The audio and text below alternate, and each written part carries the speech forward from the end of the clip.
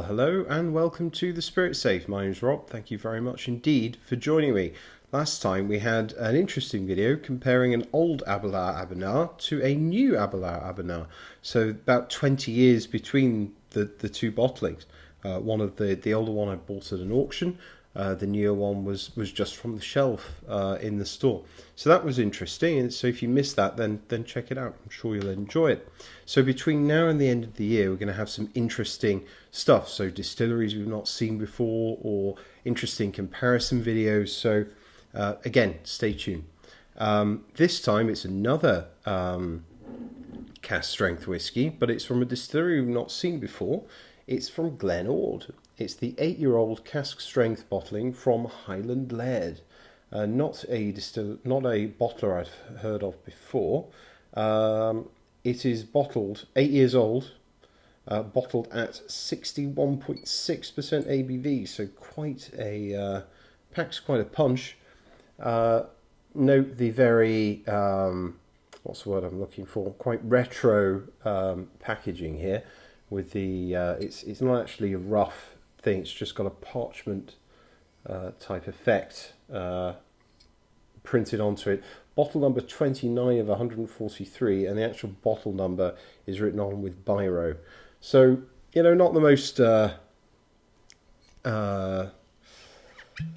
what's the word I'm looking for? Not the most encouraging thing, because I've never heard of Highland Laird before as a bottler. And Glen, it's difficult to find it in the independent bottlings. You don't see a lot of it around. It's a Diageo distillery in a beautiful part of the Highlands. Gets a lot of tourist traffic. My wife, when she visited Scotland on a trip, she's not a whiskey drinker, but there's a picture of her standing with a load of casks at Glen. It gets a lot of tourist traffic. A lot of Japanese tourists go there because it's very close to where the Harry Potter bridge is, the train viaduct, the railway viaduct, where the train to Hogwarts was filmed. So it gets a lot of tourist traffic. It's in that touristy area.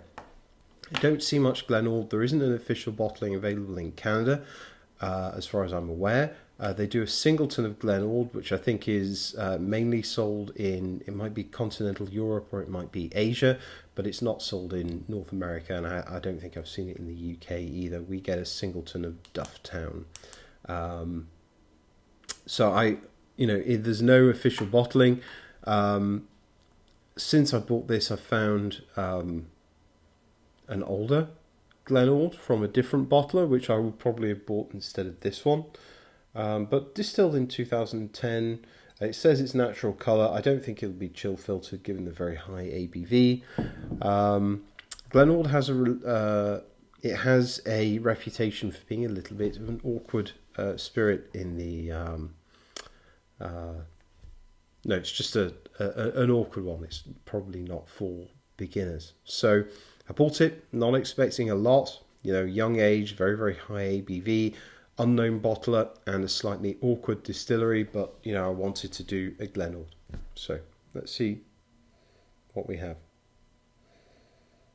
Quite sweet. Definitely a Highland whiskey. There's no doubt about that. A lot of Highland maltiness going on. Aromatic notes, but it's creamy. When I first opened it, it was an intense note of cream soda and cream fudge. Sweet barley, pear cider.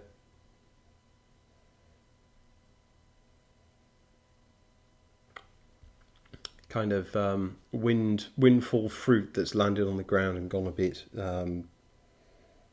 rotten. There's a richness, a Christmas cake note, but it's slightly subdued. Christmas cake, lots of aromatic notes going on, lime leaves, sandalwood, fragrant woods, Chinese spices, mixed spice. Grape must, lots of grape must going on. Caramel, fudge, little bit sherbety later on, definitely an alcohol note. But I don't think I'd have put this at 61.6%. I'd have put it in the mid-50s or something like that, based on the nose. dry maltiness, intensely spirity, but there's also some lighter notes in there.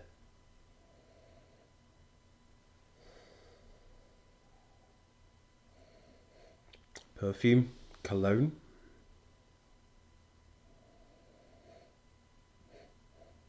Apples, fairly robust Highland malt.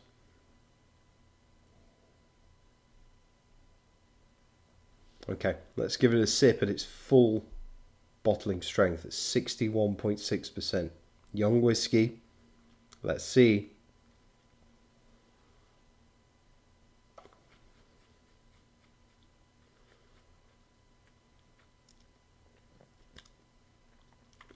Oh, hell. Oh, very young whiskey going on there. Massive alcohol note. Oh, really too hot to handle, particularly if you haven't primed your palate with a different spirit, which I haven't tonight. So in occasions when I've tried this with, I've had a whiskey of a different kind, and then I drink this, it's not so bad. But if you go into it straight away, it really is far too hot to handle. Extreme spice and chilliness, and chilies, caramel, just intensely spirited, lots of new make spirit going on. And I'm somebody who's tried new make spirit and enjoyed the experience of drinking it. It's very off, like a bad oak, awkward dryness, very, very awkward. It's just completely unpalatable at full strength. You know, it does dry to a slightly pleasant herbal tang. Yeah, very edgy, very new make. Let's have another sip.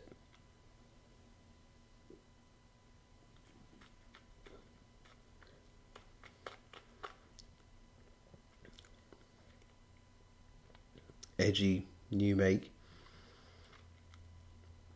Caramel, toffee.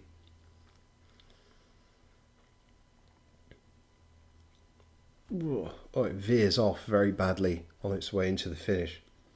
I'll have a sip of this water actually, just to cleanse my palate.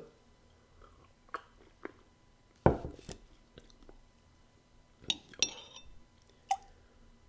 going to give this 2 and a drop of water because I poured a relatively big one.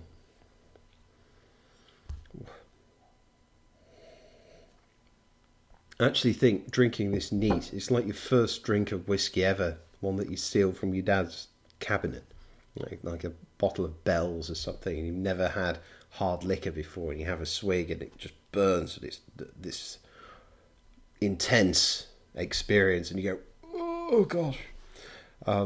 It's just unpalatable at its full bottling strength. So adding a little bit of water.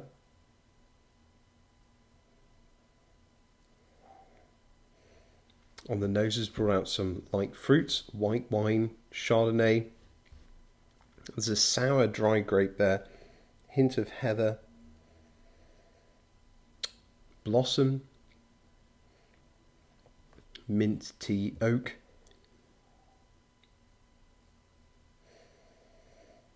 peach stones, and also slightly buttery.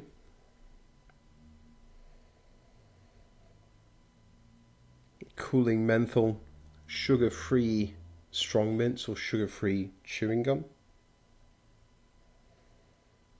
Little bit of chocolate, but it's kind of overpowered by the perfume or mint notes. A little bit of lemon oil or citronella, wood shavings. Becomes more intriguing on the nose when you add a little bit of water, or rather quite a lot of water.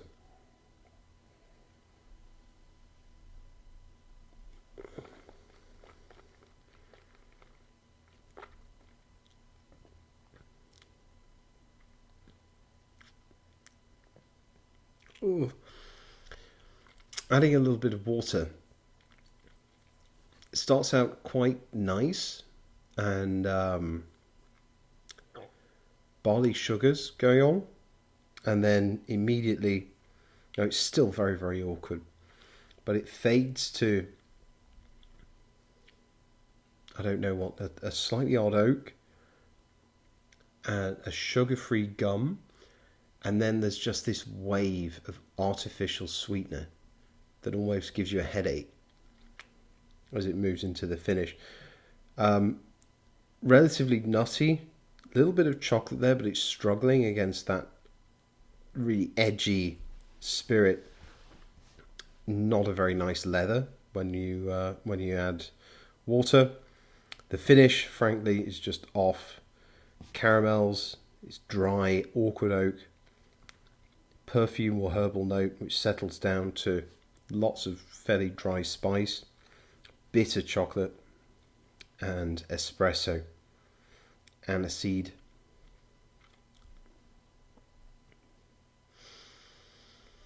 Dill, possibly. Fair to say, I won't be buying this again. I will be wary of anything from Highland Laird. I would consider an older Glen from a different bottler, but this is, it's a real challenge, I'm afraid. Anyway, hope you enjoyed the review. Like, comment, and subscribe, and hope to see you again soon. Cheers. Bye-bye.